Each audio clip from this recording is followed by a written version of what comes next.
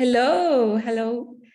Good evening, good afternoon, good morning, depending on where you are joining us from. Welcome to part 3 of our webinar series, where we showcase the work that's being done by local conservation organizations in Africa.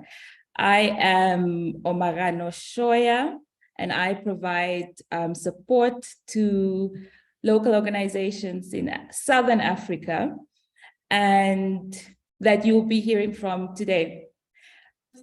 Just some logistics. You can post any questions or comments that you have in the chat, and please rename yourself to include your organization and or where you are watching from. And with that, we will dive right in. I'm so happy to have everyone here. So today we'll be hearing from 6 organizations in 5 countries with one shared vision, how local organizations are contributing towards the Kavango Zambezi Transfrontier Conservation Area vision. The KAZA Transfrontier Conservation Area is Africa's most ambitious large-scale transfrontier conservation initiative, covering roughly 520,000 square kilometers over 5 countries. These are Angola, Botswana, Namibia, Zambia, and Zimbabwe. It holds roughly half of the world's remaining savanna elephants, at least 220,000 of them. KAZA is an incredible landscape for people and wildlife.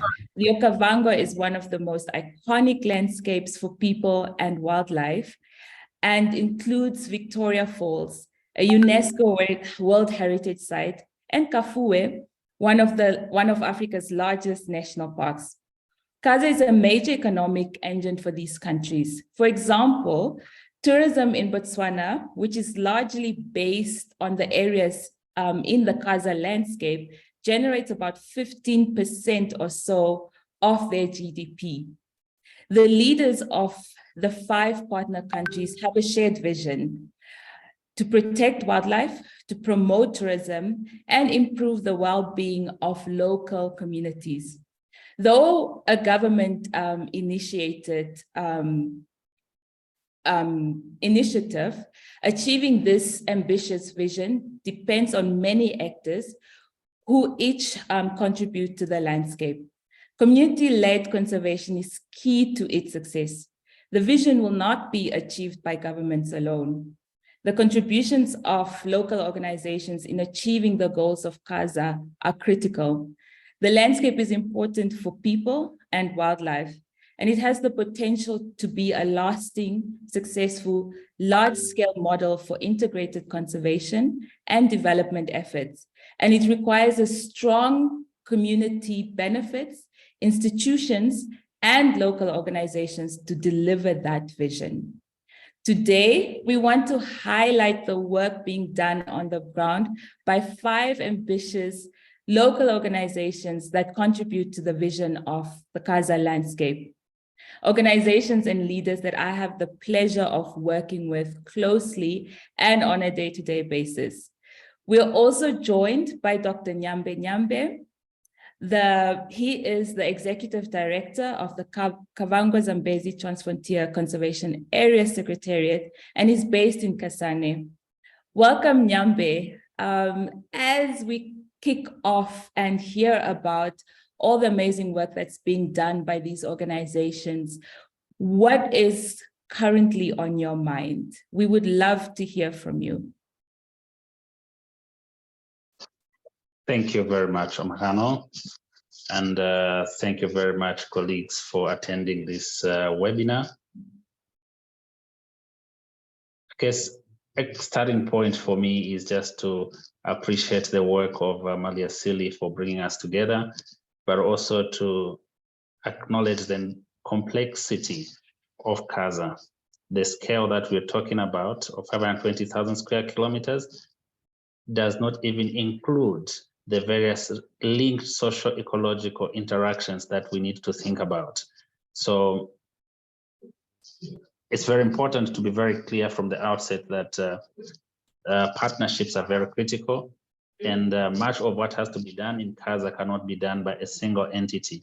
And so Maliasili, thank you for bringing us together with many colleagues online, but also a special thanks to the 6 NGOs that are featured on this webinar. We are going to learn from what they're doing in KAZA and how we can take all this work to scale. But more importantly, I think it's reminding us that we need to have the necessary capacity as organizations, whether it's international or local, to deliver the desired or shared conservation impact that we want. So again, thank you very much, Maliasili, and we're really looking forward to hearing what the 6 NGOs are doing in KAZA and also interacting with the participants on the webinar. Thank you. Thank you so much, Nambe, and for reiterating the need of all the organizations to work together in a collaborative approach. And to kick us off, just hearing from the 6 organizations, we'll be starting off with the Wildlife Conservation Action.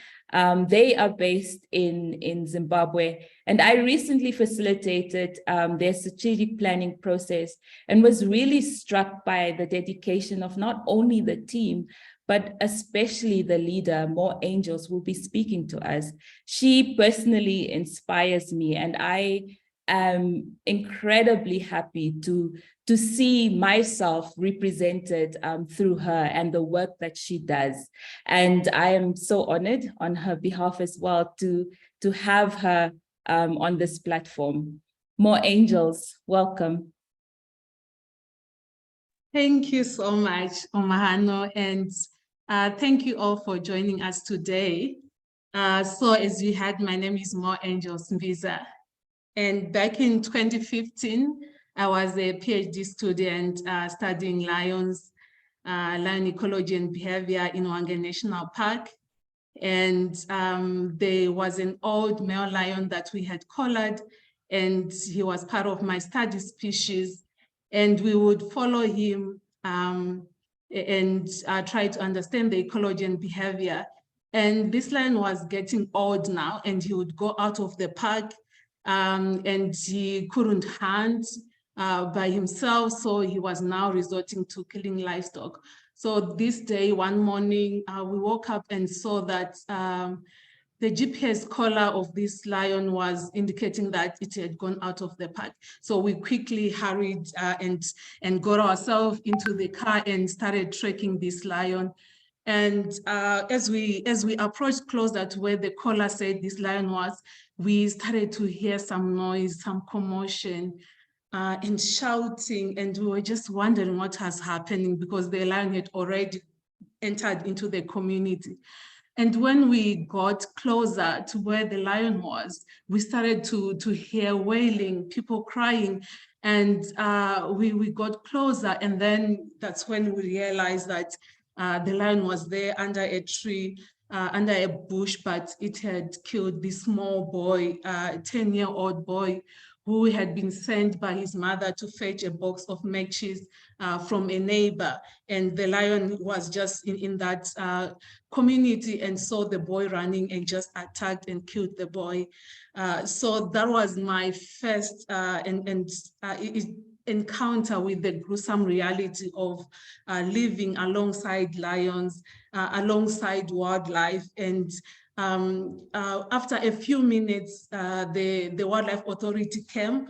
So the Wildlife Authority was called to the scene, and they came and they had to put down that lion that had killed this little boy. And it just showed me that when we have conflict between wildlife and people, everyone loses. Like, it's a lose-lose situation.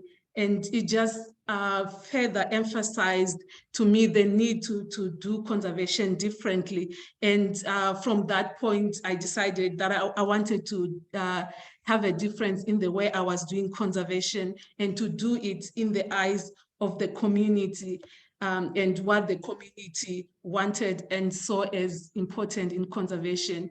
So our organization focuses on community-oriented solutions and to minimize the threats for both communities and also for wildlife species because they share the same spaces. And we are currently working in communities around the Sebungwe region, which is on the Zimbabwean side of the KAZA TFCA. And we are working around Matsadona protected area, which is a national park, Chete Safari area, Chizarira, and also around Wange National Park. So these are the areas that we are operating currently. Next slide, please. So our ultimate goal with our organization is to improve the community livelihoods. We also want wildlife to be protected. So to do this, we believe that we need to not only reduce the cost that these communities are facing from living with wildlife, but we also need to incentivize the protection of wildlife. And this can be done through real benefits that communities can get from living alongside wildlife. And as an organization, we truly believe that communities should own and drive these conservation efforts. We believe communities should be at the forefront of all the conservation efforts happening in their communities. And our core area, such as our community garden program, which is one of our flagship programs, and our human-wildlife conflict mitigation strategies, and like the strengthening of the traditional livestock crows, and also our agricultural programs, such as the Boma initiative. We designed all these programs to achieve these outcomes of a situation where we have communities who are at the forefront of conservation and who are also better able to live with wildlife with reduced costs and increased benefits. So that is what we are focusing on as an organization. And in this landscape, next slide, please. We are already seeing the results of this work, and we are already achieving some of these outcomes, and we are supporting the efforts of KAZA's mission. And one of the things that we are emphasizing on and we want to focus on is putting the socio-economic well-being of our local communities at the center of sustainably managing the KAZA ecosystem. So that's very important for us. And we are currently supporting our local communities that we work with in adapting various non-lethal human-wildlife conflict mitigation methods. For example, on that top left picture, there's mobile bombers that we have given to these communities. And we have about 84 mobile bombers that we have distributed. We have also reinforced over 700 traditional livestock crows that the communities now see protecting their livestock against predation by lions and hyenas. And over 2,000 households are currently benefiting directly from our community guardians and our various interventions on the ground. And these mobile bombers have been 100% effective in protecting livestock against predation. And they've also, they have this dual purpose in that the dung and the urine that is deposited by these, the cattle while they are in the bomber, it leads to increased soil fertility and also increased crop yields and improved food security. As you can see on that top right picture, where the farmer has happily harvested some crops because of using the mobile bomber in her field. And we are also in these communities facilitating strategic collaboration. So collaboration is also something that is really important to us. And we have provided services such as vaccinations that have enhanced the livelihoods of these communities, with more than 3,000 cattle being vaccinated. And we are also supporting the inclusion of conservation education in our school curriculum around Zimbabwe and our extracurricular activities. So like one of those, the schools there, we had taken that school to Lake Chivero National Park, and they are the conservation club, and they were able to interact with wildlife and be in nature, which is something that I growing up in a small town didn't experience. And so it's important for us to reconnect the school children and the young people with nature, so that even when they are in positions of decision making, they can be able to make decisions that are conscious to the environment and that are helping in protecting our KAZA ecosystem. And as an organization, Wildlife Conservation Action is committed to building the capacity of Africa's next generation of conservation leaders. Is something that we are really passionate about, and we take interns in our organization. We support undergraduate students, and we also support postgraduate students. So we really believe that if we come together as local communities, as people from these countries, young people, and we come together and work towards these conservation goals, we will be able to protect our communities and also our wildlife and natural resources. Thank you. Thank you so much, More Angels. And it's always so great to hear about your work and how that contributes to the greater KAZA landscape. And it will be wonderful to see how you scale your work, especially in the landscape as you work in more areas. Up next, we have Matt Becker, the Executive Director of the Zambian Carnivore Program. The work of Matt and his team at ZCP has been critical to building a strong scientific foundation for conservation in several key Zambian national parks. But what inspires us most about their work is how many Zambian conservation leaders have been nurtured and mentored by the ZCP team. These leaders are now in positions of leadership in government and several other organizations. Matt, we're so eager to hear about your work. Thanks very much, Ellen, and thanks again for the opportunity to present amongst our colleagues and partners the collaborative work in KAZA.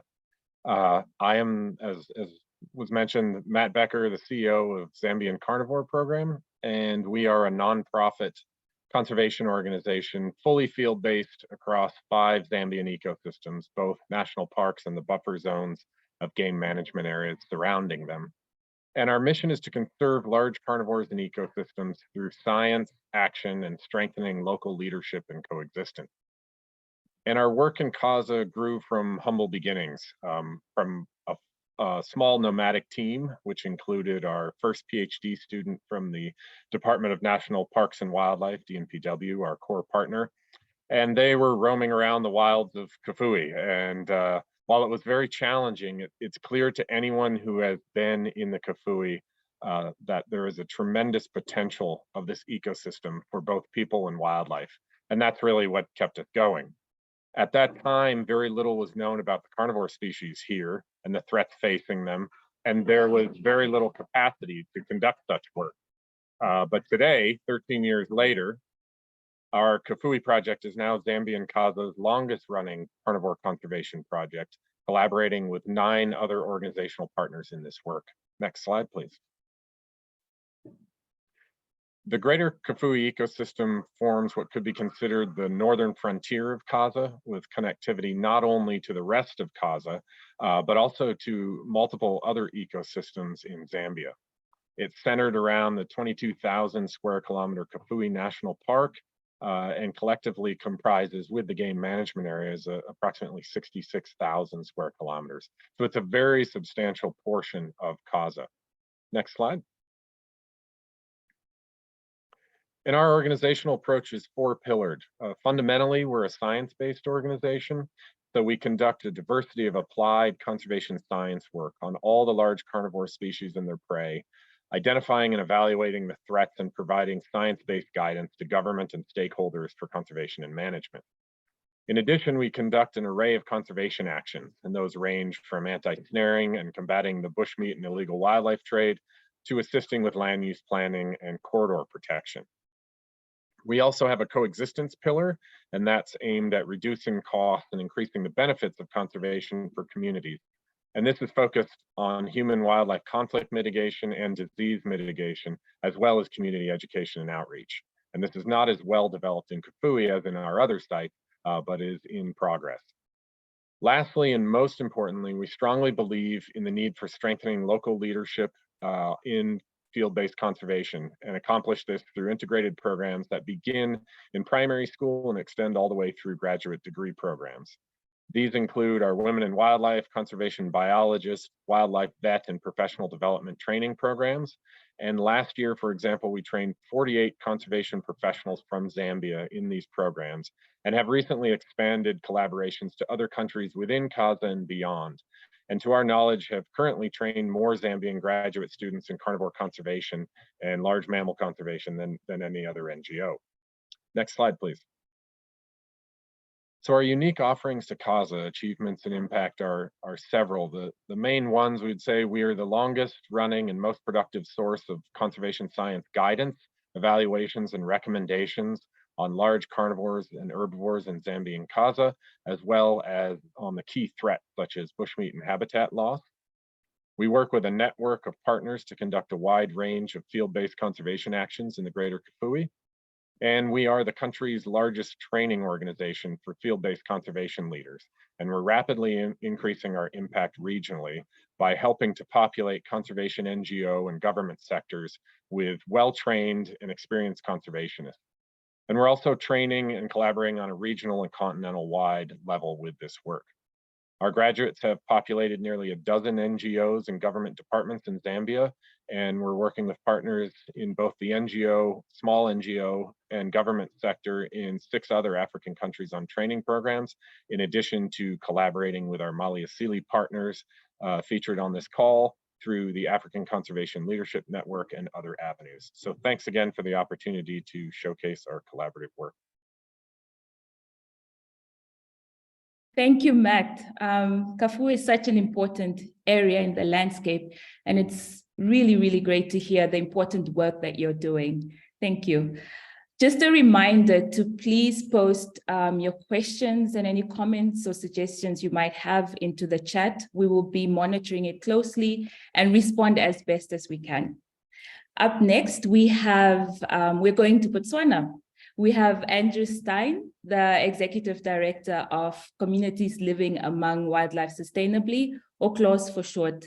Botswana has the largest KAZA component of the 5 member states, in large part their famous and iconic Kavango system, and is largely its core wildlife area. Andrew and his team at CLAWS work in the Kavango Panhandle, promoting a pioneering approach to rangeland and livestock management that will break down some of the barriers that have stifled livestock and markets in KAZA. Andrew, please go ahead. We're so happy to have you here. Thank you so much, Omahano. Thank you to Maliasili for inviting us to join this esteemed panel of colleagues doing such incredible work across KAZA. We actually are very closely aligned with many of the panelists, so it's so exciting to hear more details about their work. As mentioned, my name is Dr. Andrew Stein. I'm the director and founder of CLAWS Conservancy. CLAWS stands for Communities Living Among Wildlife Sustainably. That's CLAWS. And we started our work in response to devastating poisoning events that were happening in northern Botswana along the northern edge of the Okavango, targeting lions. And members of the community were having losses as lions attacked cattle. And so they conducted these retaliatory killings that reduced the lion population by half within a single year. So when we heard about these events that were happening that were targeting lions, but also affecting other species of scavengers such as vultures, hyenas, and so forth, we felt we had to do something. But we wanted to take a compassionate approach. We knew that people were using poison because they were desperate, because they felt that they needed to do something to protect their livelihoods. And so we wanted to help people and keep that as a central focus of our work. So our mission is to collaborate with local communities to develop innovative approaches to promote human carnivore coexistence. Next slide. So our study area is focused just right of center within the KAZA landscape. You can see the larger KAZA landscape map in the top left corner. Our area of research encompasses 13,250 square kilometers that goes from the northern Okavango all the way to the Zambezi region of Namibia. And so our focus in connectivity is really central to our work. We also spend time partnering with 5 villages from Saronga all the way up to Gudigwa. And the area within that is the central focus encompassing 2,500 square kilometers. Next slide, please. So our work started specifically with lion conservation, but it quickly turned into understanding the current systems and where conflicts occur. So what we do is incentivize traditional communal livestock husbandry practices in order to promote livelihood security for people in the region. And there's a number of ways that we do this that I'll talk about in our achievements. We also reduce livestock mortality to disease and lion depredation. And we do this by training people within our herding program to vaccinate cattle, diagnose problems, but also treat diseases as they come so that they have the education, training, and confidence to address these issues. And then we also add conflict mitigation strategies that include deterrence, herding, and our lion alert system that we developed for informing people within the villages when conflicts may occur and to help prevent them. And this helps us promote a healthier environment. Lastly, we require stakeholders to develop and sign conservation agreements for access to the program. So we provide lots of incentives and benefits through healthier cattle, protection from predators. But in order to take full advantage of this, we need to make sure that people are working towards a healthier environment. And so within these conservation agreements, we ask people to agree not to persecute lions. And of course, when they have reduced mortality to lions through the herding program, there's actually no need to persecute lions because they're not causing problems. Next slide. So our achievements so far, first and foremost, we've developed the first communal herding program in KAZA using planned grazing systems without fencing. And so we have 2 herds currently within the village of Eretsa, where we have 6 trained herders in each of those herds, totaling 600 cattle. We have 2 more villages about to come online in the next couple of months. One of them to the west, where 450 cattle have been pledged, and one village to the east, which has 700 cattle pledged to start this communal herding program. As part of this and part of the incentive, we've actually developed the first mobile quarantine, which allows people from the village to quarantine their cattle against foot and mouth disease locally so that they do not have to pay for transport and quarantine in a pen closer to Mound, but it also gives them greater market access. And the first sales of beef from this program have given an increase of 40% on the price of cattle compared to people within the region outside of the program. So this really incentivizes and gives people the opportunity to better their livelihoods, not only by better health of their cattle and improved mitigation of conflict, but also a better price. Also, we've developed the first fully automated alert system that delivers real-time warnings to villagers when collared lions approach the village. We have 250 participating members, and we've delivered over 30,000 alerts directly to people so that they can take preventative action when lions approach. And then lastly, we've developed connections with colleagues within Namibia and throughout northern Botswana to monitor lion movements from the Okavango through our area into the Zambezi region. And then we've started large-scale camera surveys to assess lion population numbers to see whether our interventions are actually helping to stabilize and increase lion populations. Thank you so much, and I look forward to hearing the other panelists and hearing your questions. Thank you, Andrew, for all of that great work. And it's really good to hear that you're already collaborating, and it will be good to see how your work can be replicated in other areas within the landscape. And with that, we move on to Angola. We have Antonio Chipita, who is the director of Acadia. I will not attempt to pronounce that because my Portuguese is not that great.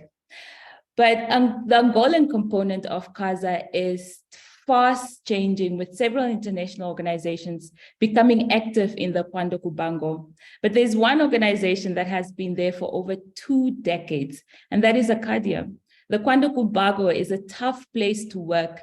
It's not unusual for Antonio and his very committed team to drive over 10 hours to reach some of the settlements in which they work. Antonio, we're so happy to have you. Welcome.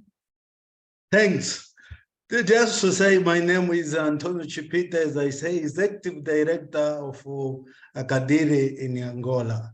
Acadiri is the conservation and the environment and the community rural development. In 22 years now with Acadia, 12 years we focus on working with Kavango Zambezi. Especially, we are talking about Luyana. Luyana, we have Mukusu, we have Likuwa, and then Njamba. Just why we went to Njamba, because Njamba was headquarters of Savimbi UNITA during the wartime.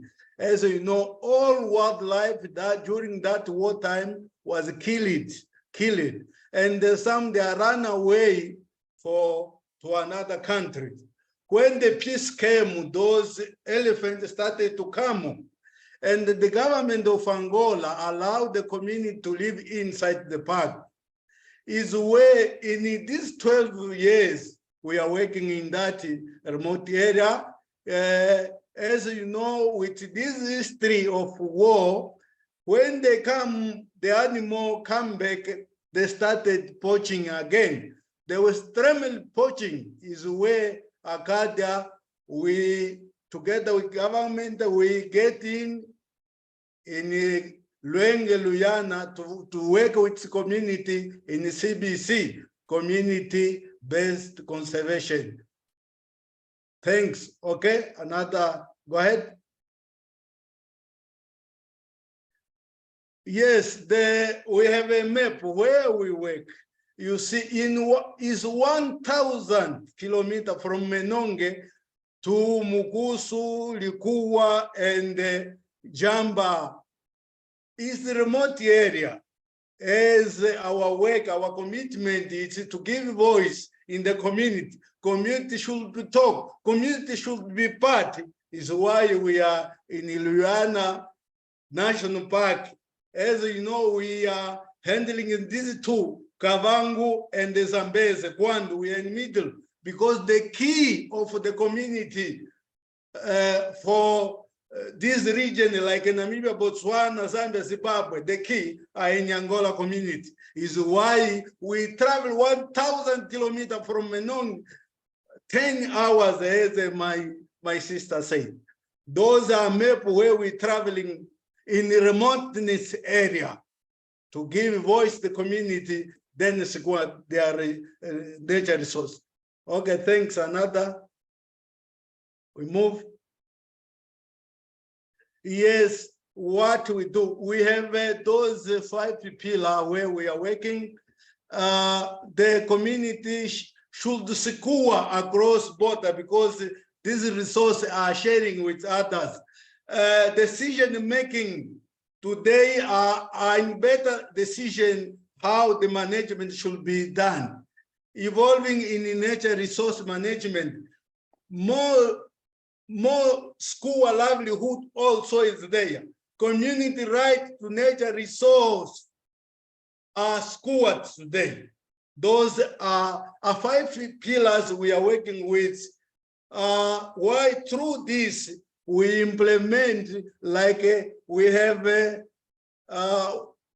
were a lot of poaching, but when we mobilize, when we do CBC, community-based conservation, is where these poachers are tending to be now the community game scout today. And they also is why they have reduced through this, because the community now, they look that they are benefit. There are something is why the poaching is reduced.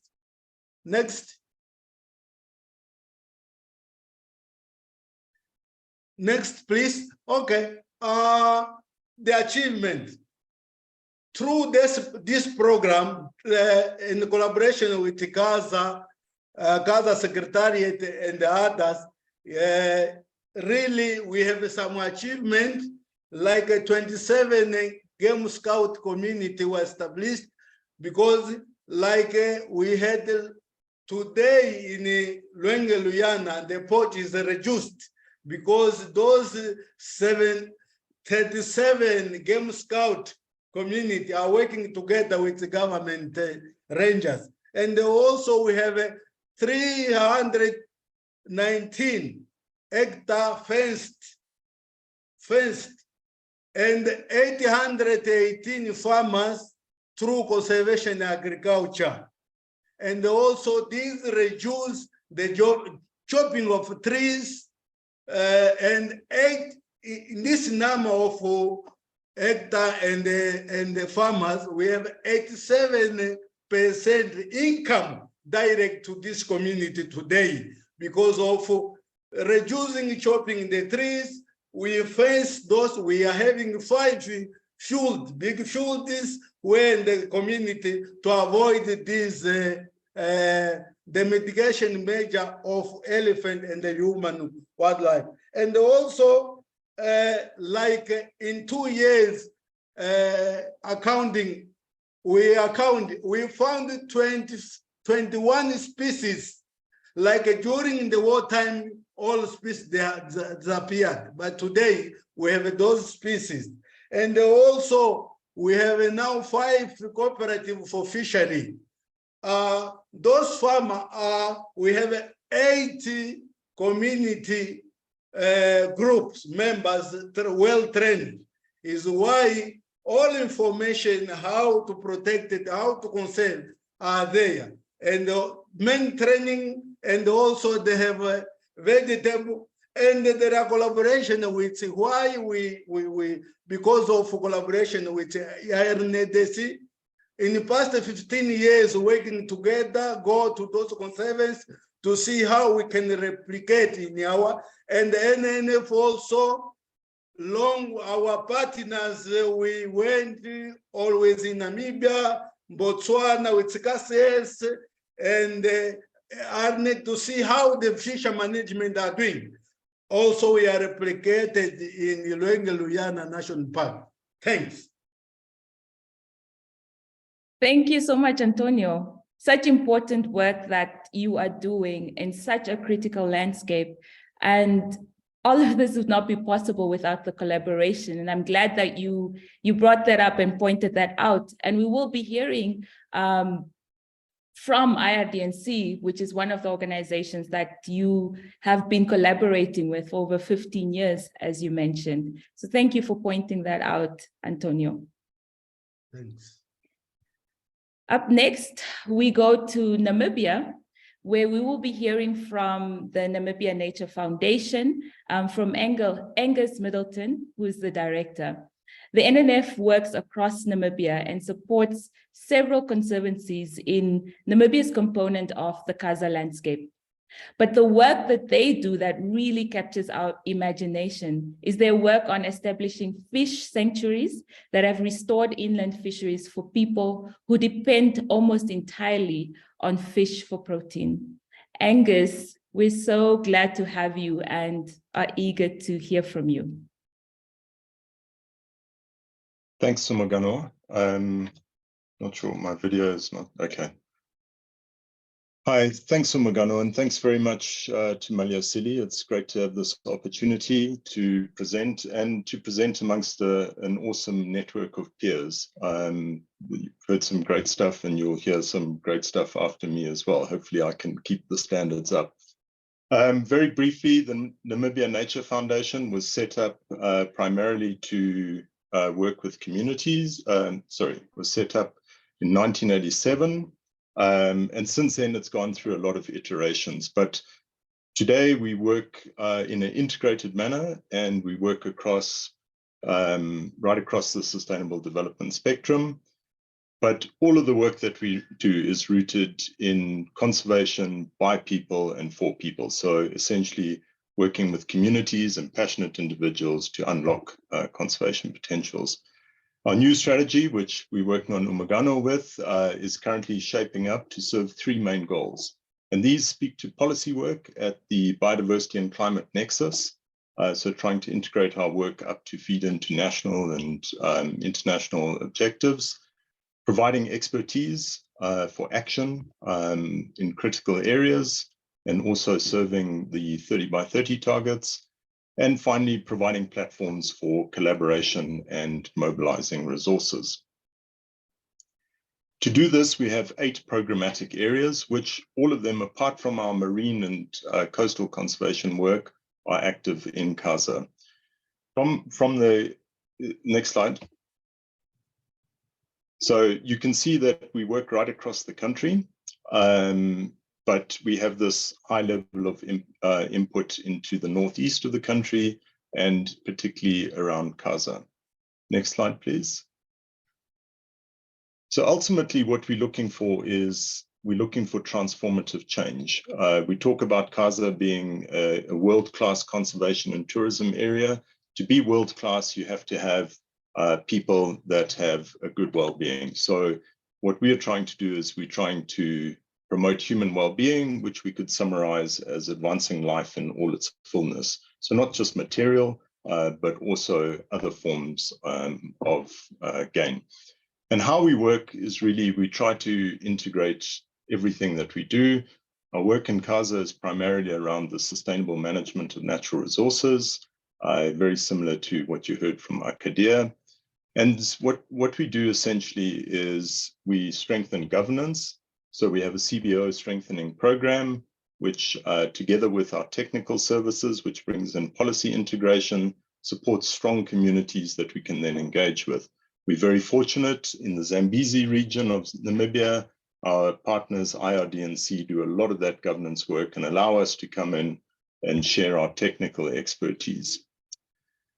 Then research, M&E, adaptive management. What we do there is we do a lot of engagement with communities, with other partners. We learn a lot from our international partners, TNC, WWF, etc.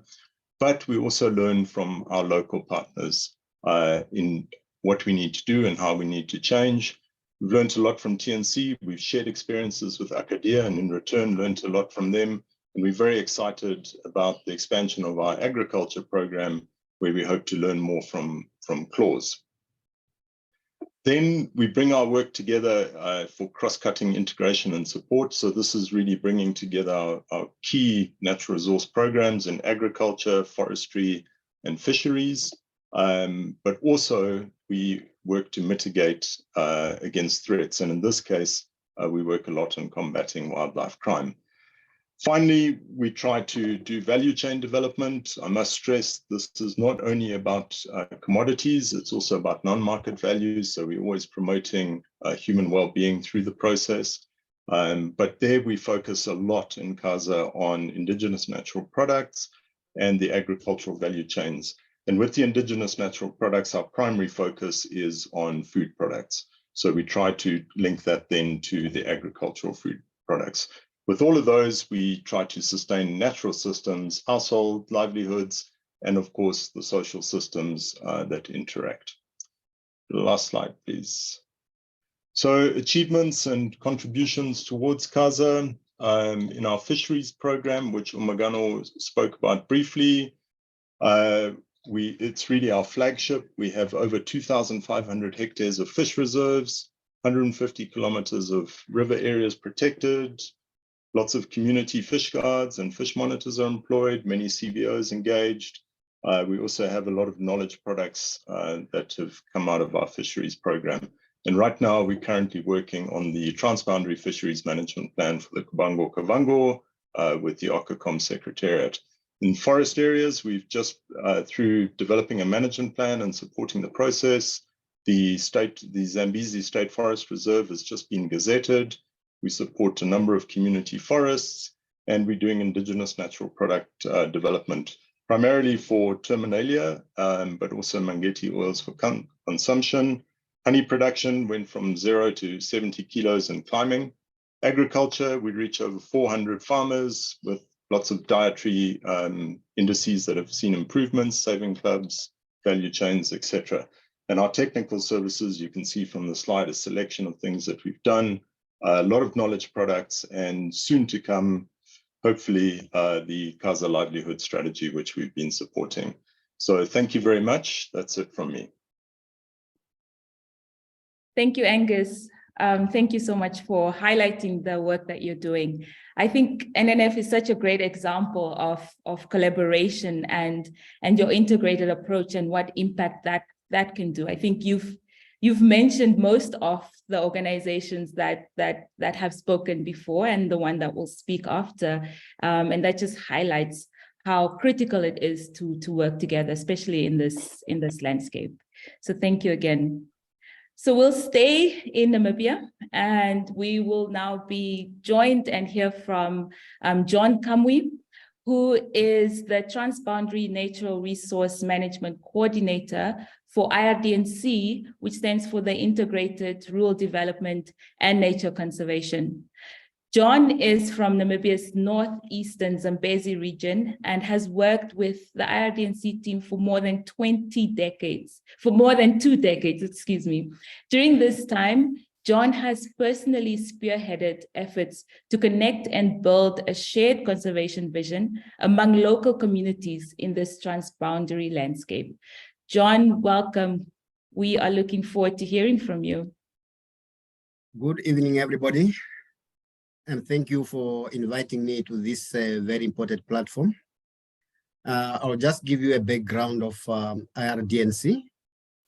IRDNC is a non-governmental organization, which is field-based, and it operates in 2 regions, northeast and northwest of Namibia. And the reason why the organization was formed, it was in response of the declining wildlife in the areas, especially rhinos in the Kunene region, but also there was a lot of hostility between the community and the government because communities were looking after wildlife, but they were not benefiting from that. And that's the reason why the organization was formed, just to make sure that the communities living with wildlife can also benefit. On the map there, where there's a cycle, that's where IRDNC is operating in the northeast of the region. And you can also see that we are in the middle of KAZA. We are the key, actually, because whatever we do wrong in that region, everything will go wrong outside the region. So we have to make sure that whatever we do in the Zambezi region, it also helps the KAZA activities to go forward. On the next slide, we are in Zambezi region. We are supporting 16 CBOs. No, just go on the other slide. There are 2 maps there. The other map. Yes, we are supporting 16 CBOs, that is 5 conservancies. Conservancies are what you call in other regions that they are trusts, and we have got also 1 association.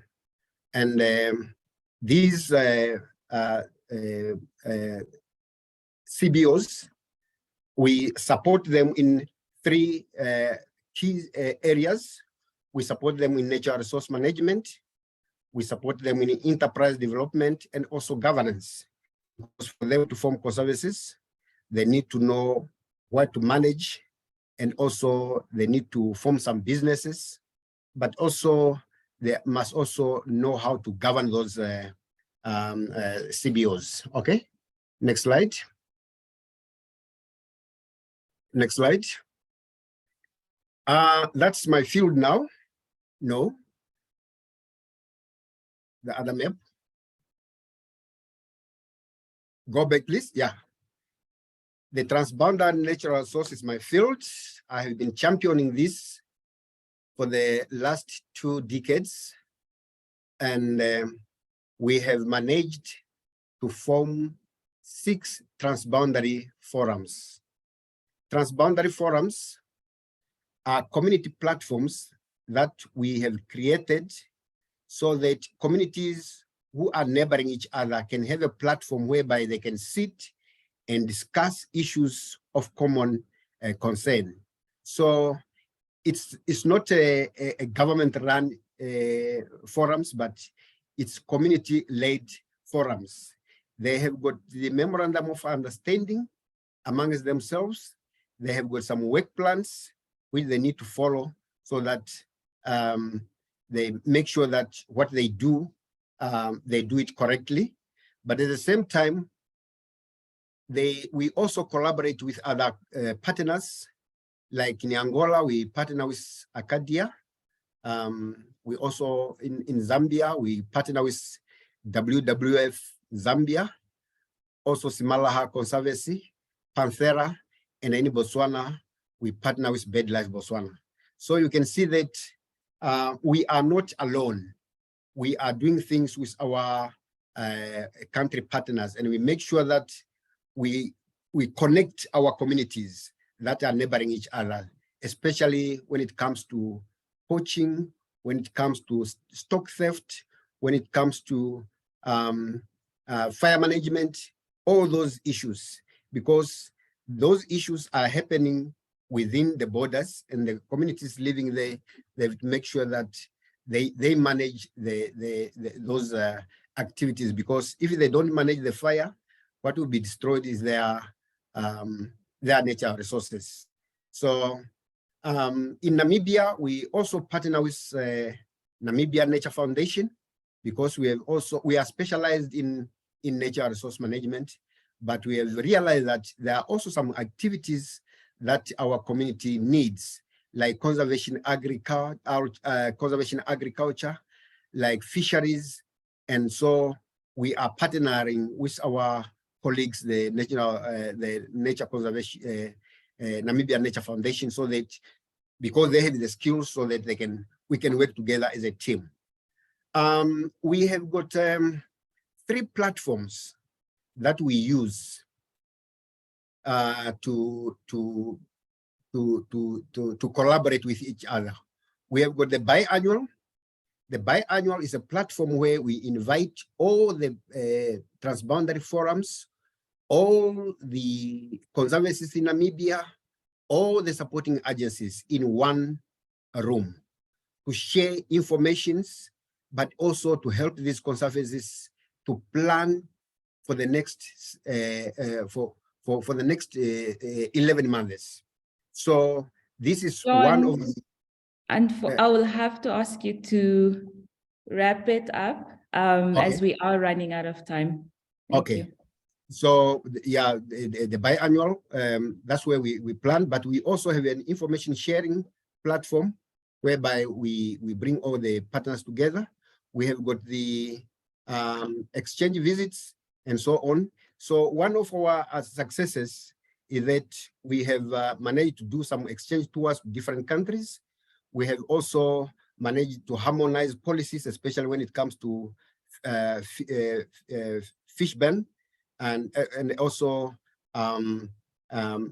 we have also managed to introduce the transboundary game counts in Zambia and also in Angola. Our theory of change is that there will be a better livelihood and improved natural resource management and conservation if communities in the areas they have got the right to manage their natural resources, if the community have the capacity to govern their resources, and if they also generate the income from those resources. I think that's what we believe, and we believe that you cannot do conservation without living the communities. Thank you. Thank you. Thank you so much, John. Thank you all to all of the wonderful panelists for sharing the work that you do and all your incredible experience and impact that you've had in this landscape. I would love to hear from Nyambe. After hearing everything that these organizations and the leaders have said, and knowing that you're familiar with the organizations, how does this make you feel? Do you have any quick reflections for us? Magano, thank you very much. Absolutely. Very thrilling to hear from the colleagues and all of them. And I feel very privileged actually to be in my position because I can connect to everything they're talking about. But I think one thing that is worth emphasizing is that we are actually a community of practice in a way. When I look at the organizations presented here, the passion, the concerns that we share. And I do believe that these are speaking directly to the KAZA vision and mission. We are talking about practice at the field level and how it is impacting livelihoods, how it is impacting the conservation agenda, and also how we can influence policy, strategies, and management practices. Overall, I think that we are dealing with different strands, capacity building, as we heard from Zambia Carnival program, for example, at different levels. We're also dealing with livelihoods and sustenance, critical, and also value chains, as we heard from Namibia Nature Foundation. We're dealing with climate resilience. This is a key aspect. There's been questions around issues such as how you're dealing with transboundary collaboration in terms of law enforcement. All those things are actually being addressed because of the collaboration, coordination, and and I think what I want to say, cooperation at different levels, and importantly, having the political will to support the work of what our various colleagues are doing, the technical support that is also at play, and lastly but not the least, very important support from different cooperating partners, different donors that are contributing to this work. Thank you. Thank you, Nyambe, for the reflections. We are at time, but before we close off, I would love to hear from the panelists. Give us one word, just one word, about what you feel is the future for the KAZA landscape. And we will start off with More Angels. Right. One word. Yeah, bright. I think the Bright. future is bright, yes. Thank you. Matt? I think potential. Potential. Thank you. Inspiring. Thanks, Angus. Inspiring. Andrew? Collaborative. Collaborative. Thank you. Antonio? A hope. Hope. Yeah. Lovely. John? You're muted.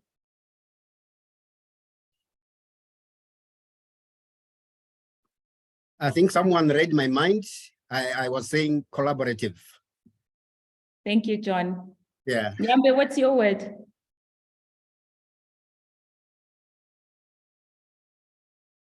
Yeah, excitement. Just filled with Excitement. excitement. Yeah. Thank you. Mine is inspiring. Thank you all so much for your time, and thank you for everyone who joined our webinar. We're so happy that you could be part of this. We will be sending out a recording of the webinar. And yes, have a good rest of your day. Thank you. Thank you.